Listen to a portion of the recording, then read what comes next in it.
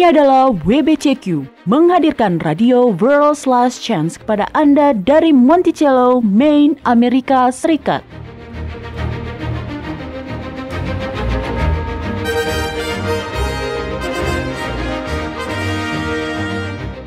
Kejahatan brutal, kerusuhan politik, ketidakstabilan keuangan, semuanya mengarah pada sebuah krisis yang akan datang, krisis yang belum pernah terjadi sebelumnya. Tetaplah bersama Radio World's Last Chance untuk belajar cara Anda dapat bersiap secara rohani menghadapi apa yang berada di depan. Radio WLC mempersiapkan orang untuk menyambut Sang Juru Selamat yang segera kembali. Halo, saya ingin mengucapkan selamat bergabung bagi para pendengar sekalian. Selamat bergabung di World's Last Chance. Saya pembawa acara Anda, Mario Nugraha. Hai Mario Nugraha, apa kabar? Semoga kabarnya baik ya. Dan Anda semua para pendengar, saya Doni Alexander. Kami senang Anda dapat bergabung selama 1 jam ke depan. Dan selama 1 jam ke depan kita akan membahas hal-hal yang bernilai kekal. Ya, hari ini saya meminta kepada Doni untuk mendiskusikan tentang hal-hal apa yang dapat membuat gereja menjadi sebuah gereja sejati. Dan tentunya ini adalah topik yang penting. Ya. Apakah Anda tahu terdapat 33.000 denominasi berbeda dalam dunia kekristenan global? Sungguh? Saya tahu ada banyak, tapi saya tidak tahu akan sebanyak itu jumlahnya. Ya, sebelum kita melangkah lebih jauh, saya ingin menyampaikan kepada para pendengar yang mungkin baru pertama kali bergabung. Anda mungkin menemukan bahwa kosakata Anda berkembang saat mengikuti acara kami. Di WLC, kami selalu menggunakan nama pribadi Sang Pencipta yaitu Yahwa atau Yah. Tuhan dan Allah hanyalah gelar yang juga biasa digunakan untuk merujuk dewa-dewa palsu dan bahkan setan-setan juga. Benar. Kitab suci berulang kali memerintahkan kita untuk memanggil nama Tuhan, tapi yang sebenarnya tertulis dalam bahasa Ibrani adalah memanggil nama Yahwa. Anda tidak bisa memanggil nama Tuhan tanpa mengetahui namanya, karena sekali lagi Tuhan itu adalah gelar dan bukan nama. Ya. Apa yang bagi saya secara pribadi paling bermakna dalam nama Yahwa adalah maknanya itu sendiri. Nama Yahwa berasal dari kata kerja, yaitu haya. Nah, ini secara harfiah berarti menjadi. Jadi apa yang membuat ini menjadi sangat indah adalah namanya sendiri menjadi sebuah janji. Benar. Anda berada dalam bahaya dan butuh perlindungan. Janjinya adalah, jadilah aman. Dosa-dosa Anda membuat Anda merasa terjebak dalam rasa bersalah. Janjinya adalah, diampunilah kamu. Ini sungguh indah. Beginilah dunia diciptakan. Sebuah terjemahan harfiah dari kitab Kejadian pasal 1. Jadilah terang, dan terang itu pun jadi. Jadilah daratan, daratan pun jadi.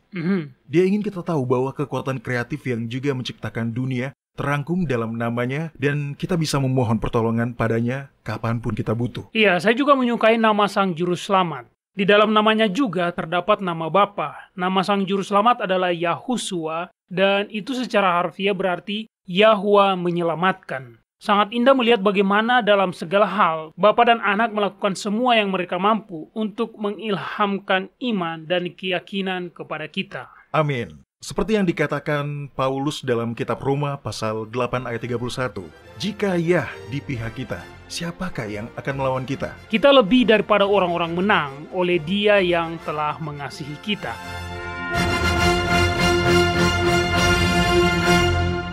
Oke, kita kembali ke topik hari ini ya.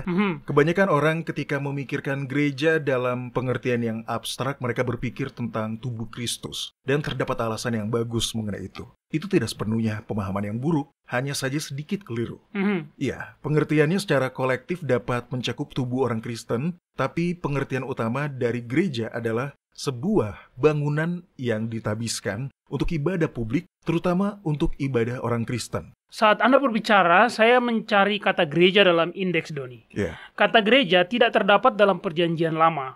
Faktanya penggunaan pertama kata ini terdapat dalam kitab Matius pasal 16 ayat 18 di mana Yahusua berkata, "Dan aku pun berkata kepadamu, engkau adalah Petrus dan di atas batu karang ini aku akan mendirikan gerejaku dan alam maut tidak akan menguasainya."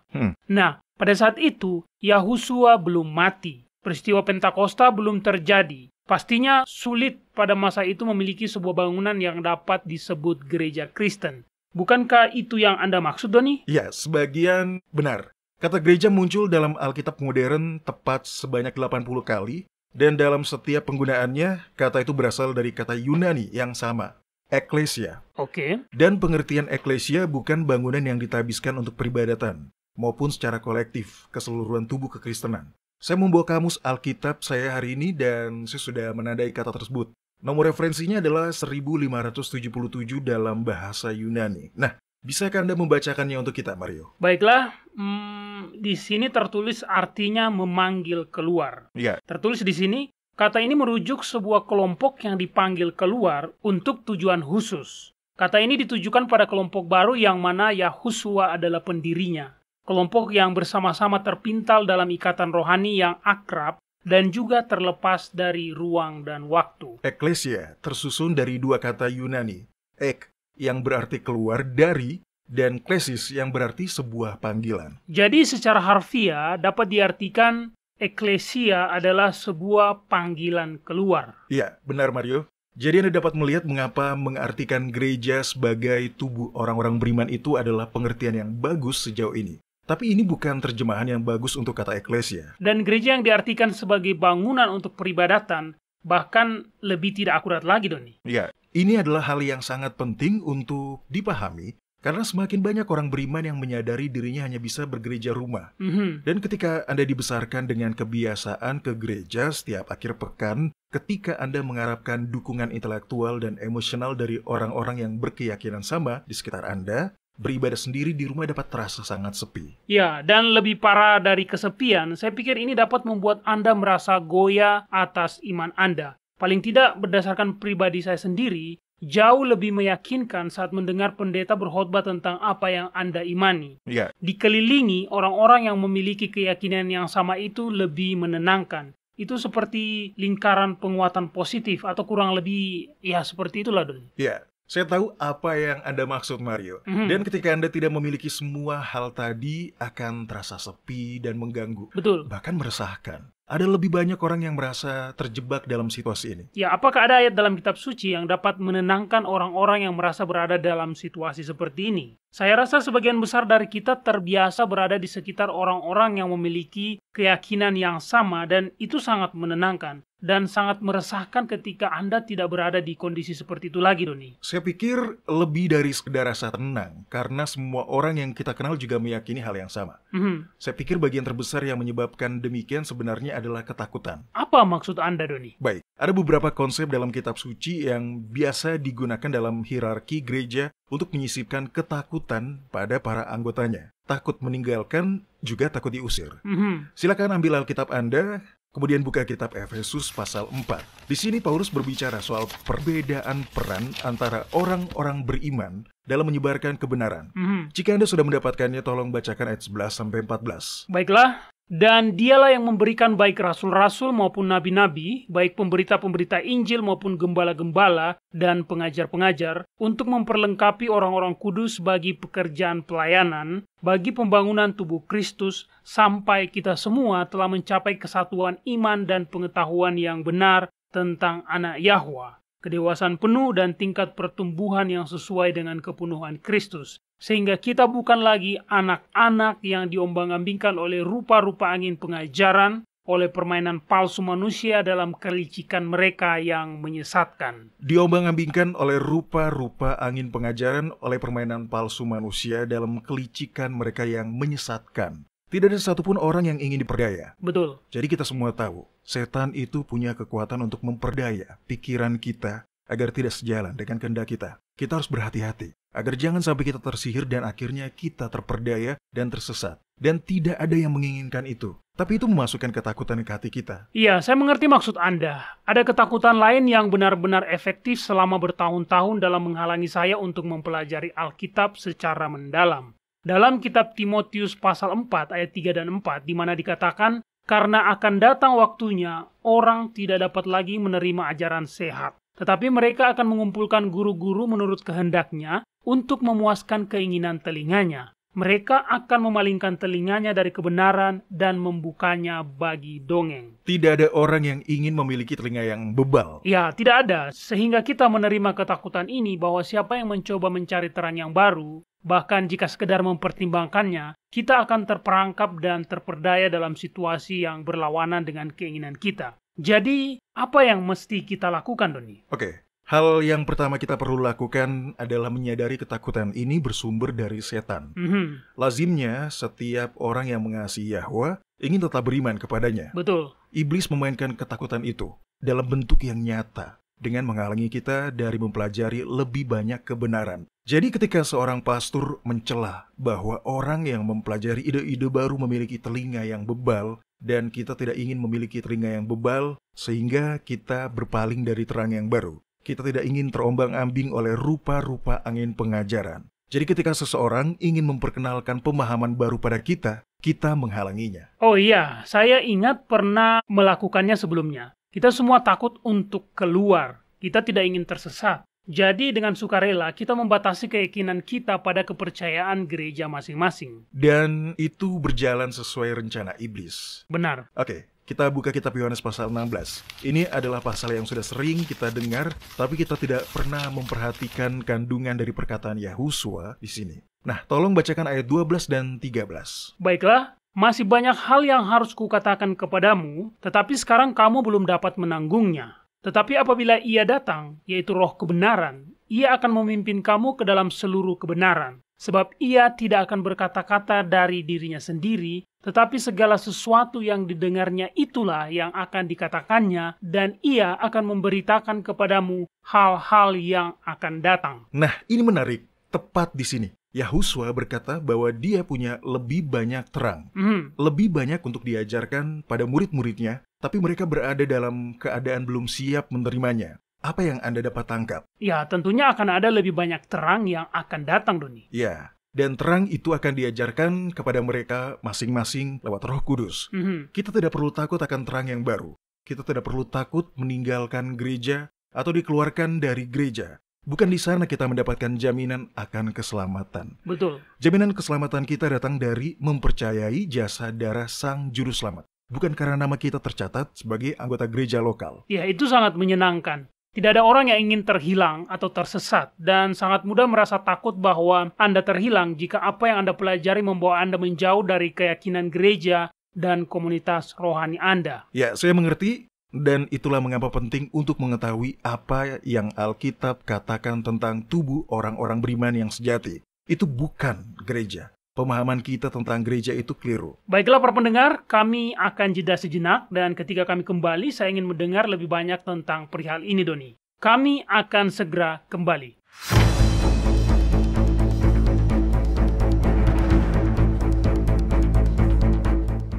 Anda mendengarkan radio World's Last Chance di WBCQ yang mengudara pada gelombang 31 meter di frekuensi 9330 kHz.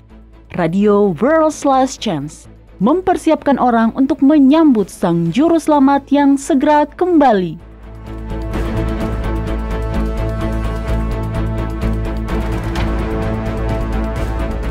Para pendengar, tahukah Anda bahwa ketika Sang Juru Selamat ada di bumi, orang-orang Yahudi tidak menggunakan kalender Julian atau kalender Masehi untuk menentukan hari Sabat?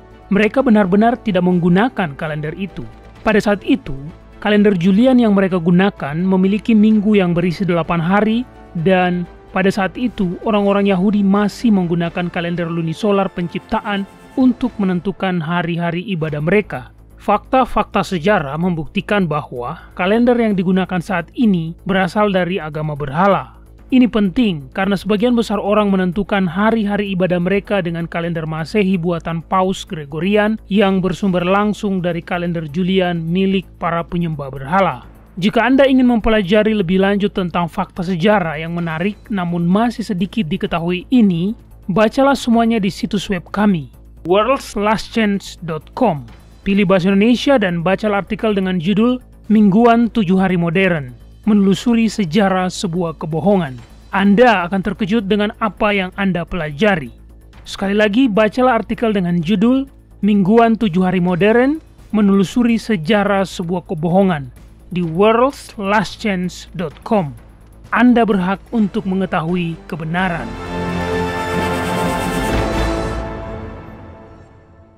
Jika Anda sudah berkomitmen untuk beribadah kepada Yahwa pada hari Sabat kudusnya yang ditentukan dengan kalender lunisolarnya yang ditetapkan pada masa penciptaan, World's Last Chance memiliki aplikasi yang dapat Anda gunakan baik di komputer maupun di smartphone Anda.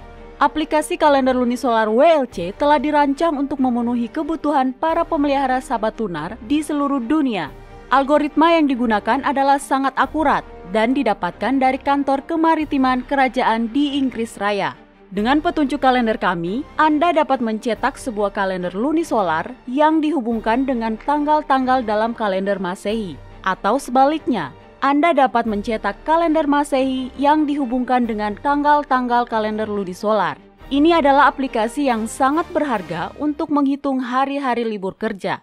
Sebagai tambahan, aplikasi kalender lunisolar WLC menyediakan berbagai macam informasi astronomi yang telah ditentukan di wilayah tempat tinggal Anda masing-masing. Anda dapat mempelajari persentase dari pencahayaan bulan, juga mengetahui waktu matahari terbit dan waktu matahari terbenam, dan kapan bulan terbit dan terbenam. Karena pergerakan dari bulan adalah sangat akurat, maka pergerakannya juga dapat diprediksi dengan keakuratan yang besar.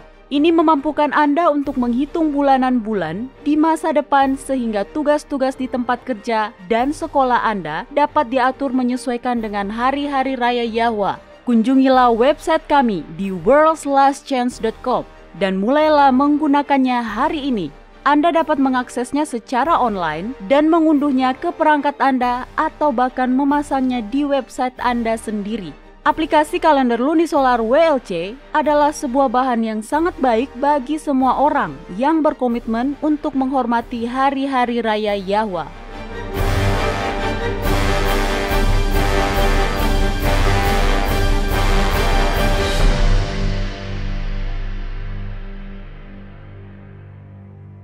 Baiklah para pendengar, di segmen sebelumnya, Doni berbagi bahwa kata gereja bukanlah terjemahan yang tepat dalam perjanjian baru. Asal kata yang sebenarnya adalah eklesia, yang berarti orang-orang yang terpanggil keluar. Tapi kita semua takut tersesat atau diperdaya. Ya, kita tidak suka sendirian dalam meyakini sesuatu. Itu meresahkan.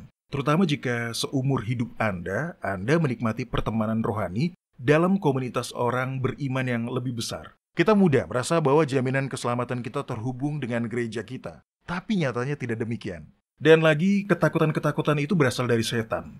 Bisakah Anda membuka kitab Wahyu pasal 14? Nah, di sini Yohanes menggambarkan kelompok orang-orang istimewa. Setiap jiwa yang diselamatkan itu berharga bagi Yahwa. Betul. Tapi kelompok ini benar-benar berbeda. Mereka istimewa dengan cara yang tidak pernah ada di kelompok lain. Tolong bacakan ayat 1 dan ayat 3-5 di kitab Wahyu pasal 14. Baiklah, dan aku melihat sesungguhnya anak domba berdiri di Bukit Sion dan bersama-sama dengan dia 144.000 orang dan di dahi mereka tertulis namanya dan nama bapanya. Mereka menyanyikan suatu nyanyian baru di hadapan tahta dan di depan keempat makhluk dan tua-tua itu. Dan tidak seorang pun yang dapat mempelajari nyanyian itu selain daripada 144.000 orang yang telah ditebus dari bumi itu. Mereka adalah orang-orang yang tidak mencemarkan dirinya dengan perempuan-perempuan, karena mereka murni sama seperti perawan. Mereka adalah orang-orang yang mengikuti anak domba itu kemana saja ia pergi. Mereka ditebus dari antara manusia sebagai korban-korban sulung bagi Yahwa dan bagi anak domba itu. Dan di dalam mulut mereka tidak terdapat dusta. Mereka tidak bercela. 144.000 orang menyanyikan nyanyian baru yang tidak dapat dipelajari orang lain. Ini bukan berarti seseorang bisa benar-benar mempelajari melodi dan liriknya. Ini berarti nyanyian tersebut adalah nyanyian yang bersumber dari pengalaman mereka. Betul. 144.000 orang itu punya pengalaman yang tidak pernah dan tidak akan dialami kelompok orang beriman lainnya. Oke. ketika dikatakan mereka perawan, itu tidak berarti mereka benar-benar perawan kan? Tidak, itu berarti perawan secara rohani. Mereka punya iman yang murni. Ayat 5 berkata, di dalam mulut mereka tidak terdapat dusta. Dilanjutkan dengan kalimat mereka tidak bercela. Betul, itu pujian yang sangat luar biasa. Iya. Kita tahu dari kitab Roma bahwa semua orang berdosa. Jadi, tidak punya kesalahan di hadapan Yahwa berarti bahwa mereka pastinya mencapai titik tertentu dalam penyerahan diri dan kepribadian Yahusua telah tercipta di dalam diri mereka masing-masing dengan sempurna. Mereka murni, tanpa kesalahan. Itu luar biasa. Nah, bagaimana mereka bisa mencapai titik seperti ini, Doni? Lewat iman. Dengan iman, mereka menerima jasa darah Yahusua untuk menutupi dosa-dosa mereka. Dengan iman, mereka berpegang pada perkataan Yahwa dan meyakini janji bahwa Dia akan menuliskan hukumnya di hati mereka. Dengan iman, mereka berserah diri sepenuhnya dan membiarkan Yahusua hidup dalam diri mereka. Baiklah, tapi bagaimana? Bisakah Anda memberikan jawaban yang lebih rinci, Doni? Jawabannya terdapat di ayat 4. Bacalah kembali. Mereka adalah orang-orang yang tidak mencemarkan dirinya dengan perempuan-perempuan karena mereka murni sama seperti perawan. Ya, itu adalah hasilnya. Baca kalimat berikutnya. Jawabannya ada di situ. Baik, mereka adalah orang-orang yang mengikuti anak domba itu kemana saja ia pergi. Itulah mengapa 144.000 orang itu secara sempurna memantulkan gambaran Yahwa. Mereka adalah orang-orang yang mengikuti anak domba itu kemana saja ia pergi. Mata mereka tertuju pada Yahusua, bukan pada seorang pastor. Seperti yang Yahusua lakukan, mereka mempelajari kebenaran langsung dari Yahwa. Jadi, jika dalam mengikuti anak domba mereka dibimbing keluar dari gereja yang mereka tempati beribadah seumur hidup mereka, mereka tidak khawatir tentang itu. Mereka mengikuti anak domba dan hanya itu yang penting. Saya senang Anda telah berbagi tentang itu, Doni. Saya harus mengakui, sebanyak yang telah saya pelajari dan sebanyak yang saya tahu, saya terkadang masih merasa kesepian. Ini adalah perjalanan yang sepi dan ini tidaklah mudah, Doni. Ya, itu tidak mudah. Sebenarnya ada banyak contoh bagi pengikut untuk berdiri sendiri. Ya, Yeremia sering sendirian dalam menyampaikan pesannya tentang kehancuran kepada orang-orang Yerusalem. Bukan. Maksud saya secara harfiah. Ya, kita ambil Musa sebagai contoh. Dia berpikir dirinya siap mengantarkan bangsa Israel saat usianya menginjak 40 tahun. Tapi Yahwa lebih tahu. Dia belum siap dengan tugas hidupnya sampai 40 tahun kemudian, sebelum dia belajar bersabar lewat menggembala domba. Kemudian Elia, sebelum dia sendirian menghadapi Raja Ahab, dia sendirian terlebih dahulu di tepi sungai Kerit selama entah berapa lama. Kemudian dia dibawa ke sebuah desa kecil di negeri asing. Ya, itu benar. Kemudian ada Yohanes Pembaptis juga, Doni. Seorang pria dari padang belantara. Ya, betul. Semua orang ini dan banyak lagi yang lainnya hidup dalam kesendirian. Mereka belajar dari Yahwa, bukan dari para rabi atau pastor atau pendeta. Mereka siap menghadapi tugas hidup mereka setelah mereka dibimbing secara langsung oleh Yahwa. Kita semua dipanggil untuk mengikuti anak domba, kemanapun ia pergi. Tapi saya ingin menanyakan ini pada Anda. Jika Anda hanya menatap pada sang anak domba, jika Anda benar-benar mengikutinya, terlepas kemanapun ia membawa Anda terus mengikutinya. Kemudian seorang yang lain, mungkin saja seorang pastor atau pemimpin agama yang dihormati, berpaling dari pemimpin ilahinya dan menolak untuk mengikutinya. Siapa di antara Anda yang memisahkan diri dari sang anak domba? Orang yang berhenti mengikuti itu. Ya, betul. Kita harus berhenti dari merasa mendapatkan keselamatan dengan berpatokan pada jumlah orang yang memiliki kepercayaan yang sama di sekitar kita. Dengarkan, mayoritas orang akan tersesat. Kenapa Anda mempedulikan pendapat mayoritas jika mayoritas itu akan tersesat? Itu benar. Kita perlu mengingatkan diri kita akan perkataan Yahusua di kitab Matius pasal 7, di mana dia menjelaskan, masuklah melalui pintu yang sesak itu, karena lebarlah pintu dan luaslah jalan yang menuju kepada kebinasaan, dan banyak orang yang masuk melaluinya. Karena sesaklah pintu dan sempitlah jalan yang menuju kepada kehidupan, dan sedikit orang yang mendapatinya. Dari ayat ini kita tahu bahwa berdiri sendiri itu mungkin tidak terasa nyaman, tapi itu perlu dilakukan. Kebenaran itu terus bertambah bagi orang-orang yang mengikuti anak domba. Itulah prinsip kesalehan. Nah, ini berarti setiap individu yang mencari kebenaran, setiap individu yang tak henti mengikuti kehendak Yahwa, cepat atau lambat, akan menemui terang yang berbeda dari apa yang dipercayainya dahulu. Jadi, jika gereja yang Anda tempati beribadah tidak menerima kebenaran ini, Anda akan dibimbing untuk memisahkan diri dari mereka. Betul. Permasalahan terkait gereja adalah bentuknya sebagai kelompok terorganisir yang dijalankan lewat hierarki otoritatif. Biasanya terdapat badan pengurus yang mengawasi jalannya gereja. Bahayanya adalah pimpinan biasanya diberikan wewenang untuk menentukan bentuk kepercayaan anggotanya dan bagaimana anggarannya digunakan. Iya, dan tentu saja ketika cek pembayaran Anda terhubung dengan persoalan mempertahankan keadaan saat ini, bahkan pendeta paling dedikatif pun punya motif pribadi untuk menolak segala hal yang menentang keadaan saat ini. Agenda mempertahankan keadaan ini akan semakin komplikatif jika organisasi sedang mencari pengakuan pemerintah. Sekarang, saya tidak akan mengatakan hal itu bukanlah sesuatu yang baik. Di beberapa negara dilarang membuat perkumpulan untuk ibadah jika tidak ada izin resmi dari pemerintah. Di beberapa negara lainnya tujuannya murni karena alasan finansial, sehingga mereka tidak perlu membayar pajak. Apakah Anda menyatakan bahwa adalah sebuah dosa jika kita mencari izin yang resmi? Tidak sama sekali.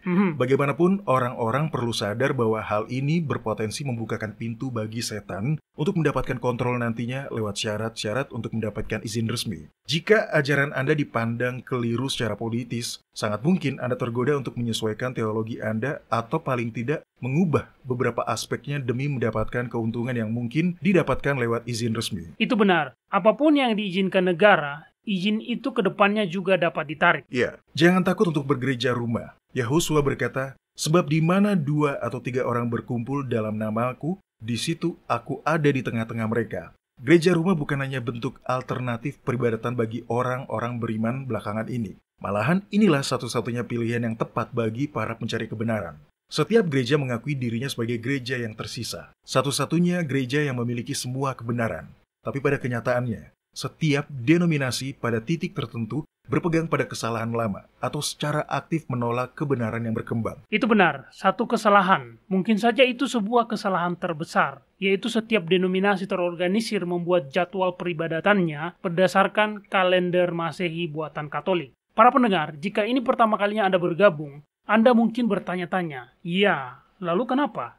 Jawabannya adalah kalender Masehi atau kalender Gregorian itu adalah kalender kepausan, dibuat atas arahan Paus Gregory ke-13, dan bukan hanya itu, kalender itu diadaptasi dari kalender Julian. Kalender Julian terlahir dari ajaran para penyembah berhala murni. Itu adalah penanggalan matahari dan didasarkan murni pada matahari. Berbeda dengan penanggalan Alkitab yang menggunakan keduanya, baik matahari maupun bulan untuk menghitung waktu. Maksud saya adalah, Anda tidak dapat menentukan hari kebangkitan Yahusua lewat penanggalan matahari. Dan Anda pastinya tidak dapat menemukan sabat Alkitab yang benar. Nah sekarang, jika penting bagi Anda untuk menghormati Yahwa lewat merayakan kebangkitan di hari pertama dalam sebuah minggu, saya harus mengatakan pada Anda bahwa hari kebangkitan yang sebenarnya bukanlah hari Minggu. Sama halnya, jika Anda memahami keabadian hukum ilahi dan ingin menyembah Sang Pencipta di hari ke-7, hari Sabat, maka ketahuilah bahwa hari Sabat itu bukanlah hari Sabtu. Tidak ada denominasi terorganisir. Ya, sepengetahuan saya yang menentukan tanggal peribadatan mereka berdasarkan penanggalan Alkitab.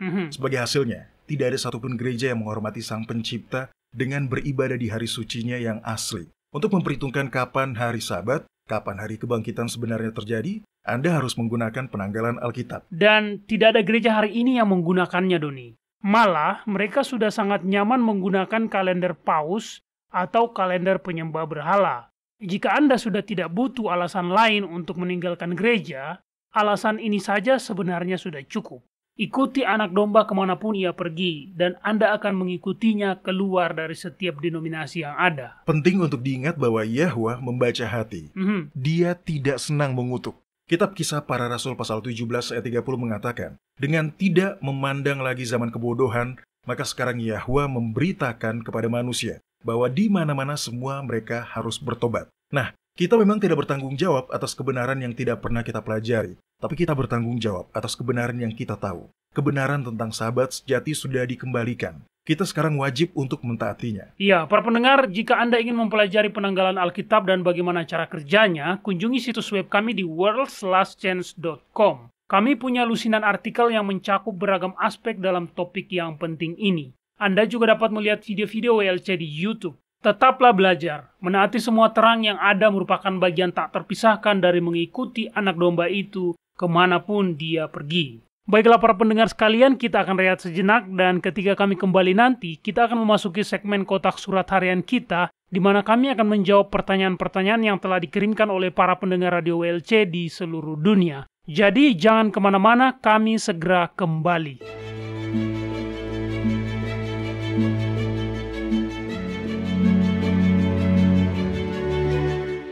Anda mendengarkan Radio World's Last Chance di WBCQ yang mengudara pada gelombang 31 meter di frekuensi 9330 kHz. Radio World's Last Chance mempersiapkan orang untuk menyambut Sang Juru Selamat yang segera kembali.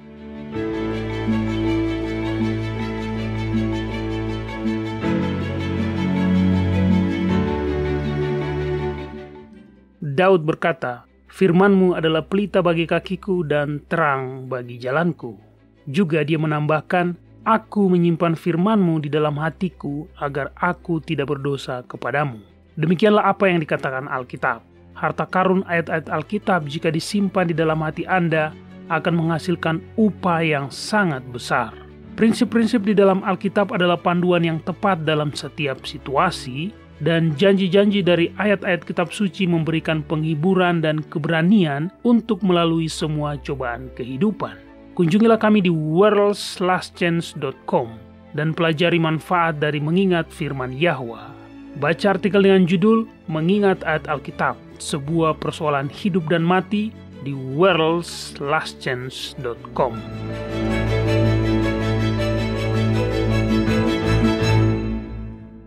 World's Last Chance berdedikasi untuk mempersiapkan orang menyambut Sang Juru Selamat yang segera kembali. Acara siaran radio harian kami tersedia dalam 7 bahasa berbeda dari seluruh dunia dan masih banyak bahasa-bahasa lain lagi yang akan mengudara. Video-video dan artikel-artikel kami telah diterjemahkan ke dalam lebih dari 30 bahasa berbeda. Dan kami tidak hanya fokus pada salah satu poin pengajaran. Kami bersedia untuk bekerja sama dengan surga untuk membawa semua kebenaran ke dunia.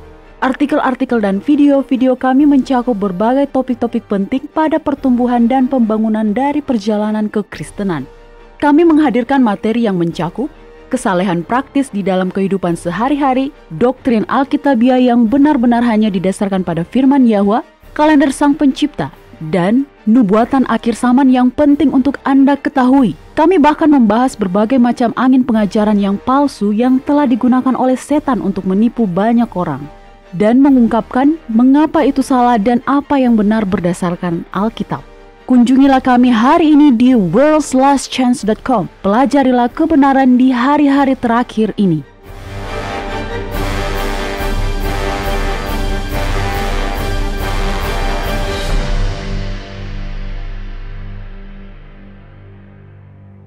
Baiklah para pendengar, kita saat ini memasuki kotak surat harian kita.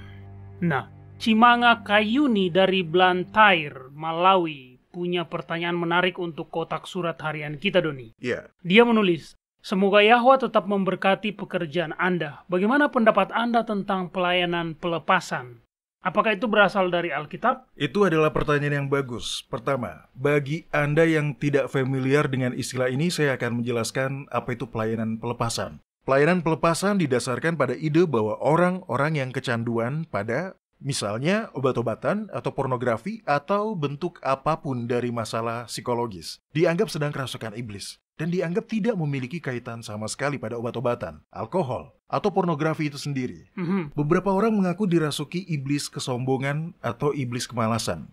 Apapun itu, dipercaya bahwa dengan doa dan penumpangan tangan atau gabungan beberapa praktik, orang itu dapat dibebaskan dari iblis yang mendorongnya berbuat dosa. Sebentar.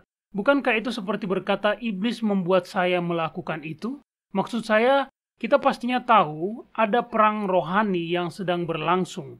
Bukankah Alkitab mengajarkan kita untuk bertanggung jawab secara pribadi atas dosa yang kita perbuat, Doni? Iya, memang begitu. Buka kitab Yakobus pasal 1.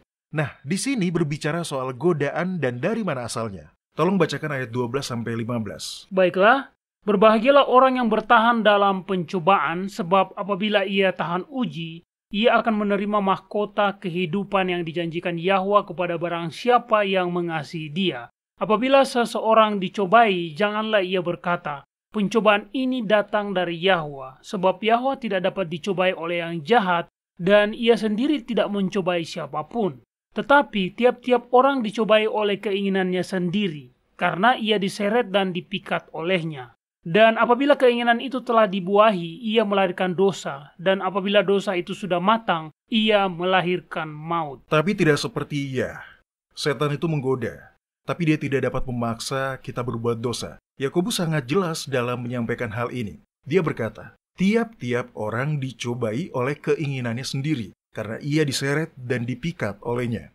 Kita semua telah mengembangkan dan mewarisi kecenderungan untuk berbuat dosa. Kita berdosa saat mengikuti keinginan kita untuk berbuat dosa dan menurutinya, bukannya melawan godaan dengan kekuatan Yahwa. Jadi bukanlah iblis dalam diri kita yang perlu diusir karena iblis itu membuat kita berdosa. Ya, coba berpikir sejenak, jika iblis benar-benar merasuki kita dan memaksa kita berbuat dosa, kita tidak akan bertanggung jawab atas perbuatan itu.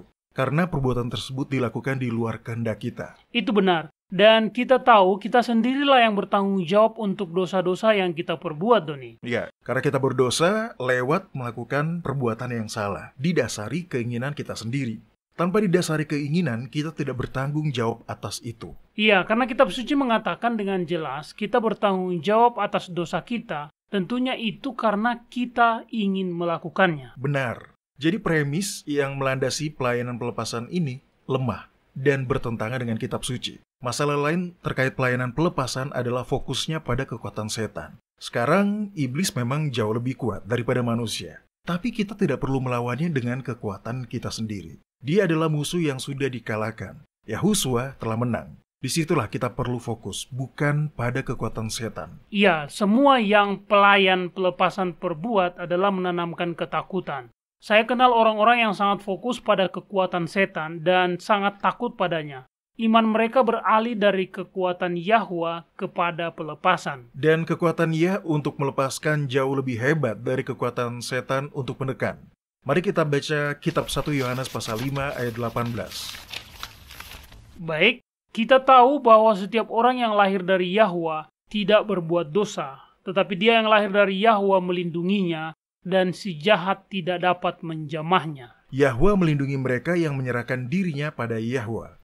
Dikatakan, tepat di sana, dan si jahat tidak dapat menjamahnya. Betul, namun sekarang timbul sebuah pertanyaan. Mengapa pelayanan pelepasan bisa ada, Doni? Baik, sebagaimana yang kita katakan, pelayanan ini terfokus pada kekuatan setan dan menanamkan ketakutan.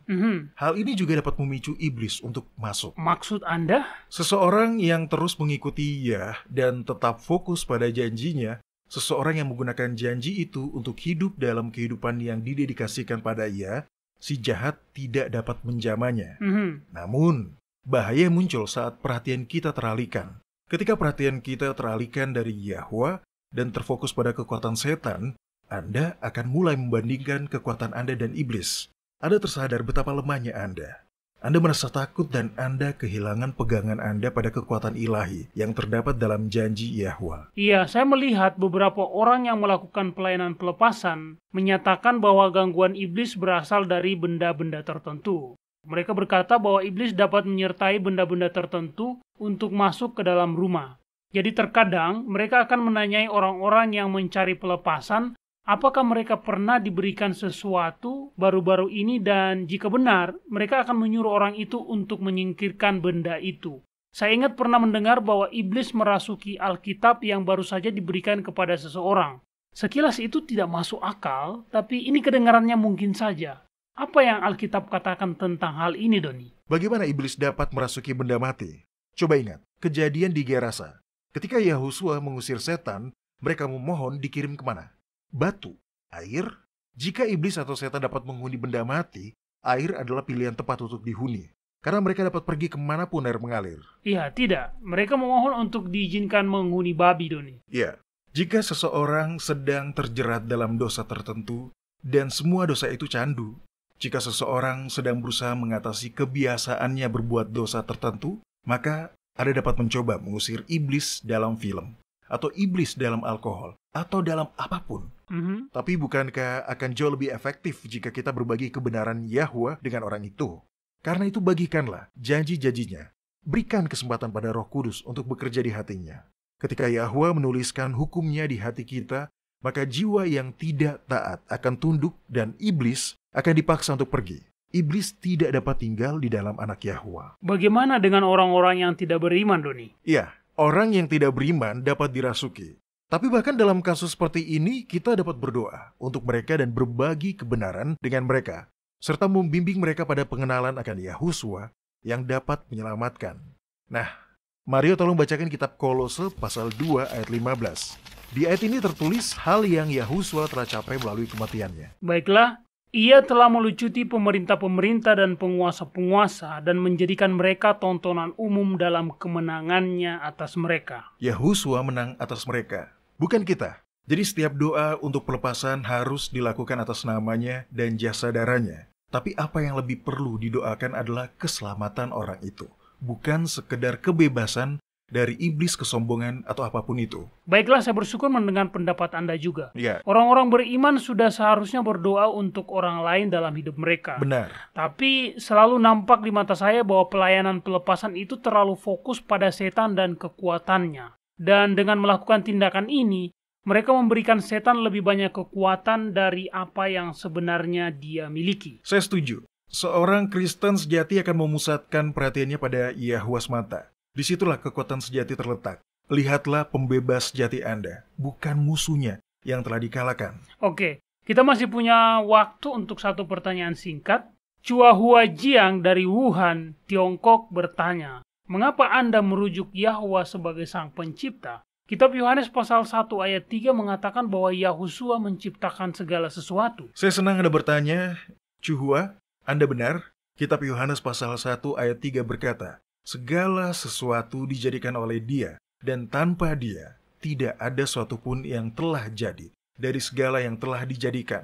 Dikatakan Yahwa adalah sumber kehidupan bagi semua makhluk, termasuk anaknya. Sekarang jelaslah, Yahuswa bukanlah ciptaan, melainkan Dia diperanakan. Dia adalah anak tunggal Bapa, tapi itu tidak berarti bahwa Dia ada sejak semula bersama Bapa. Hanya Yahwa yang ada sejak awal. Pada mulanya Elohim menciptakan langit dan bumi. Berfirmanlah Elohim, jadilah terang, lalu terang itu jadi. Tepat. Ayat ini kabur penerjemahannya di terjemahan modern kita.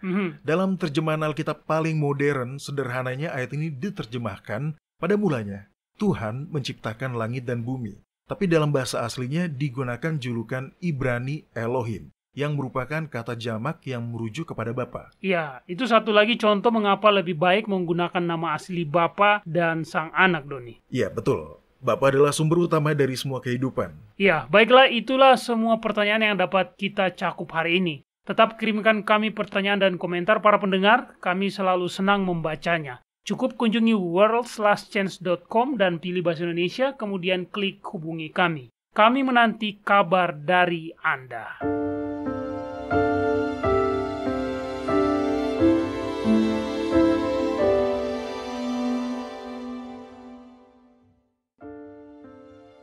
Anda menyukai apa yang Anda dengar? Kunjungi situs kami di worldslastchance.com untuk mendengarkan episode-episode lain dari program radio kami. Radio World's Last Chance mempersiapkan orang untuk menyambut Sang Juru Selamat yang segera kembali.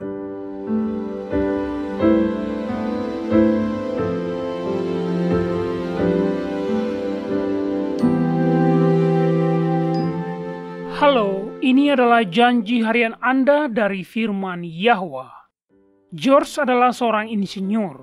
Dia selalu tertarik dengan prinsip kerja banyak hal. Dan pada tahun 1893, dia telah membuat sebuah mesin baru. Itu adalah sebuah kincir besar yang akan mengangkat orang-orang naik dan berputar tinggi di udara. Tentu saja hari ini mesin George Ferris telah berkeliling dunia. Dari pesta kecil di pegunungan Andes di Amerika Selatan hingga London Eye yang besar, kincir biang lala tertinggi di Eropa yang memiliki tinggi 120 meter, orang-orang di seluruh dunia telah terbukti senang menaiki wahana ini.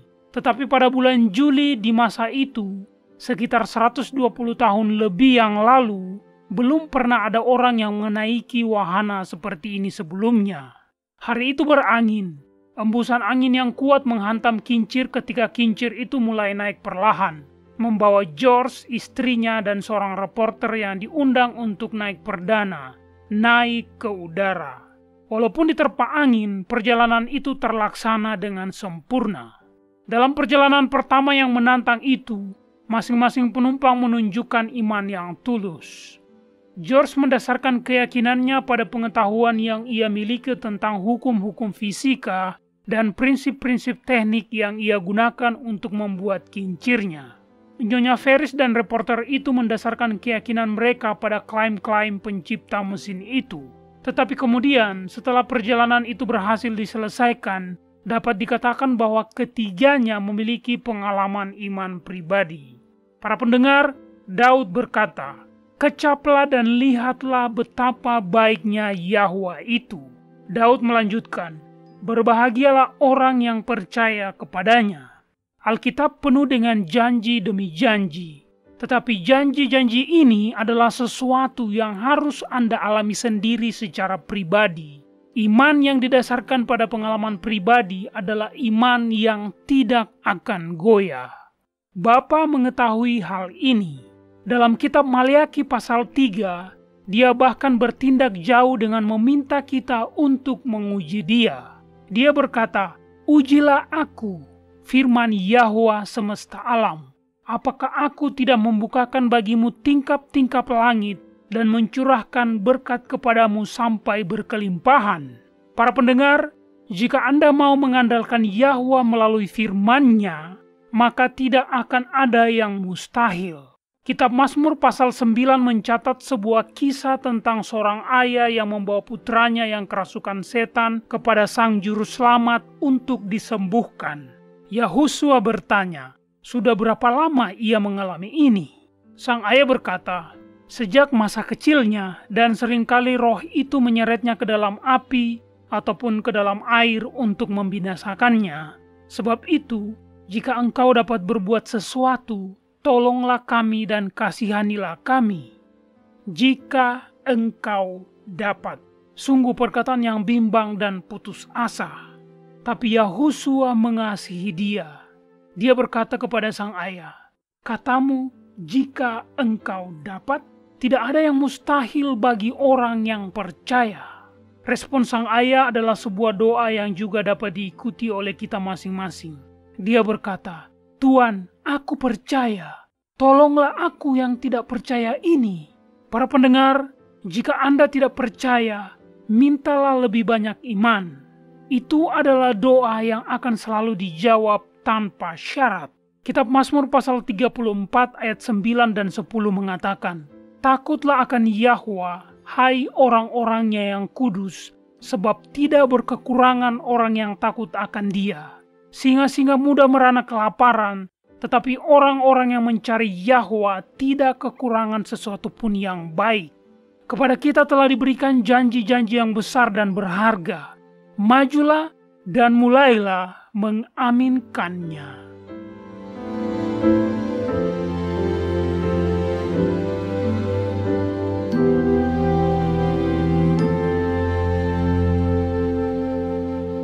Banyak orang dewasa berharap mereka memiliki kesempatan untuk belajar agama selagi berada di universitas. Jika Anda berada di posisi yang sama, saat ini belum terlambat. Di worldslastchance.com, kami memiliki ratusan artikel dan video tentang berbagai topik agama dan rohani yang terus ditambahkan setiap saat.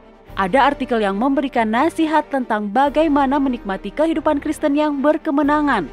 Artikel-artikel lain menyelidiki secara mendalam bagian-bagian Alkitab yang salah dimengerti dan menjelaskan apa arti bagian itu dalam bahasa Ibrani yang asli. Kami juga menyajikan banyak artikel dan video tentang nubuatan. Paulus memberitahu Timotius, segala tulisan yang diilhamkan Yahwa memang bermanfaat untuk mengajar, untuk menyatakan kesalahan, untuk memperbaiki kelakuan, dan untuk mendidik orang dalam kebenaran. Dengan demikian, tiap-tiap manusia kepunyaan Yahwa menjadi sempurna dan diperlengkapi sepenuhnya untuk setiap perbuatan baik. Jika Anda membaca dengan seksama materi di situs kami, Anda akan memiliki landasan yang menyeluruh bukan hanya pada kebenaran doktrinal, tetapi Anda juga akan mempelajari rahasia-rahasia cara berdoa yang efektif dan cara belajar Alkitab sehingga Anda dapat menemukan kebenaran untuk diri Anda sendiri. Kunjungi situs web kami di worldslastchance.com. Tidak ada kata terlambat untuk memulai. worldslastchance.com mempersiapkan orang untuk menyambut Sang Juru Selamat yang segera kembali.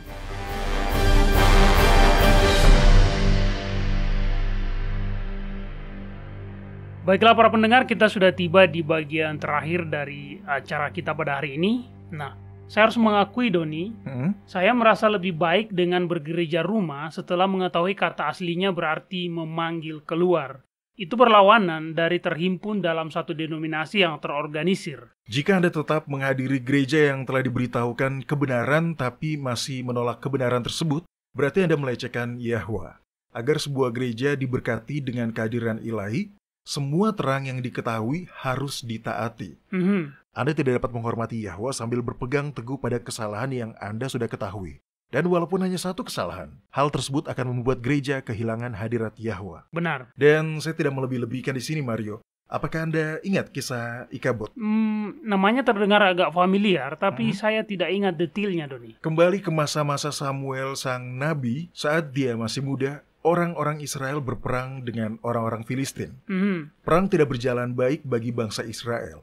Jadi pemimpin-pemimpin Israel memutuskan untuk membawa tabut perjanjian ke medan perang. Benar, sekarang saya ingat. Mereka menggunakannya seperti jimat magis. Bangsa Filistin mengambil tabut perjanjian. Mereka juga membunuh putra imam besar Eli, Hofni dan Pinehas. Ya, tabut tidak semestinya dibawa ke medan perang. Nah, ketika kabar buruk ini sampai ke telinga imam besar Eli, dia terjatuh dari kursinya di samping gerbang, lehernya patah, dan kemudian dia mati. Tapi tidak hanya itu. Pinehas punya seorang istri yang hamil. Mari kita baca tentang itu, terdapat dalam kitab 1 Samuel pasal 4 ayat 19-22. Bisakah Anda membacanya?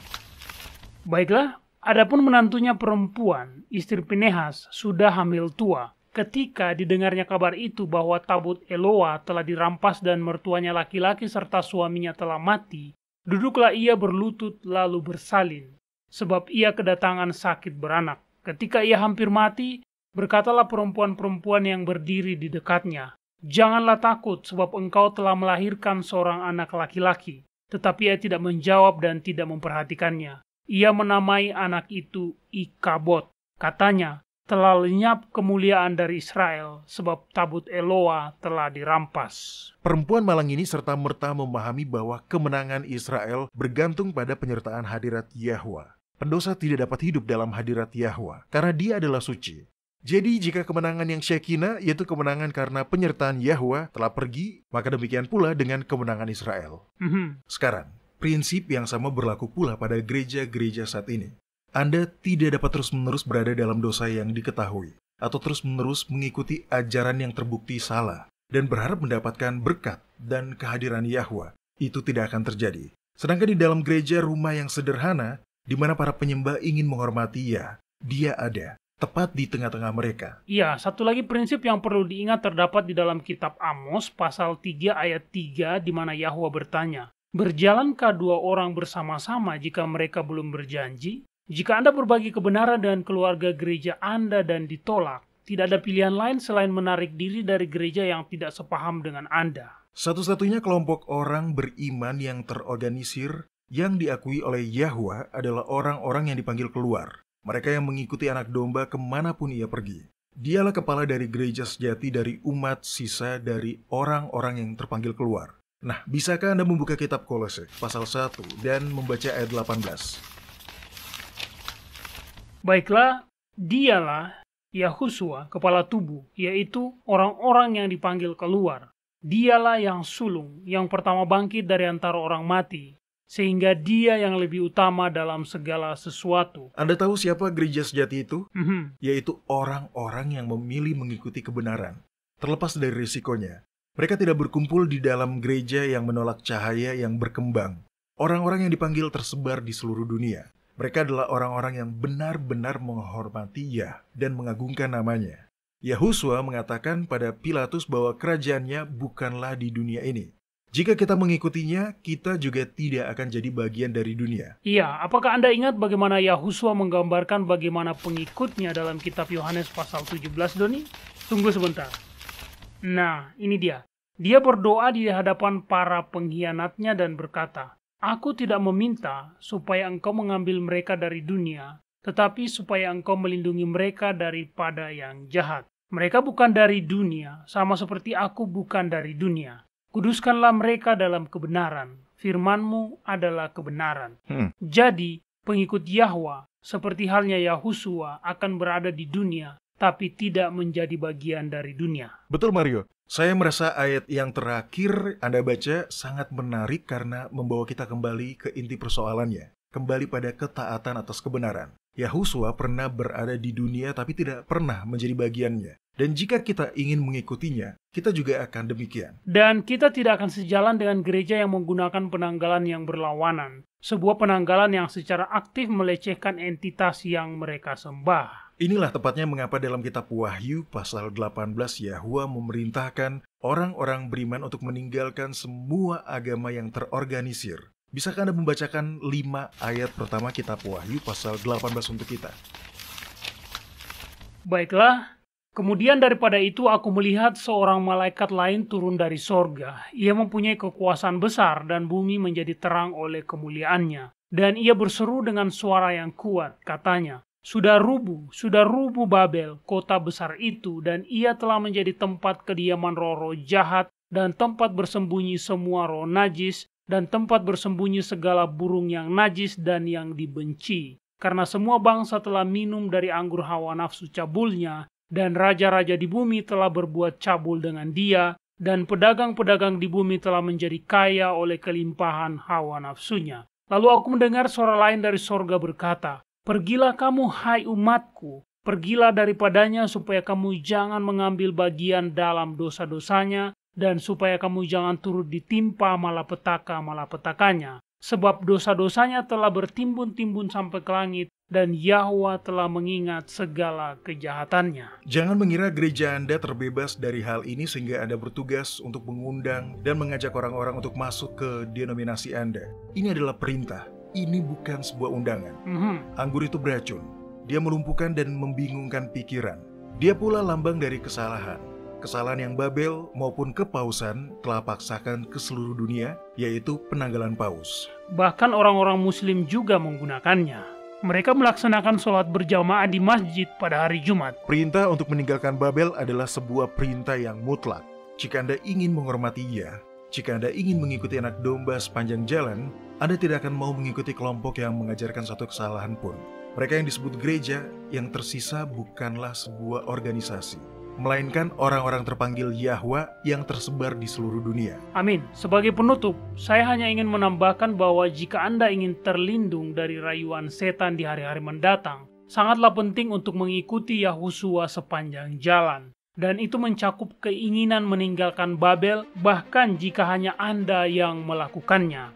Baiklah para pendengar, bergabunglah kembali bersama kami besok. Sampai jumpa dan ingat, Yahwa mengasihi Anda, dan Dia aman untuk dipercaya.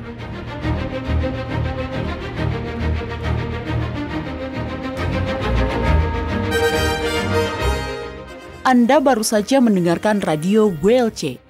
Program ini serta episode Radio WLC yang lain tersedia untuk Anda unduh di situs kami.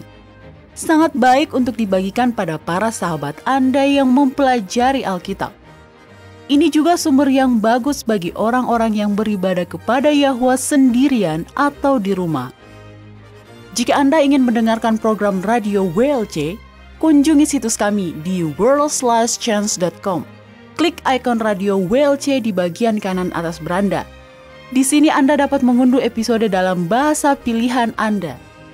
Tersedia juga artikel dan video dalam berbagai bahasa. Bergabunglah bersama kami besok untuk menerima berbagai pesan kebenaran lain di WBCQ yang mengudara pada gelombang 31 meter di frekuensi 9330 kHz.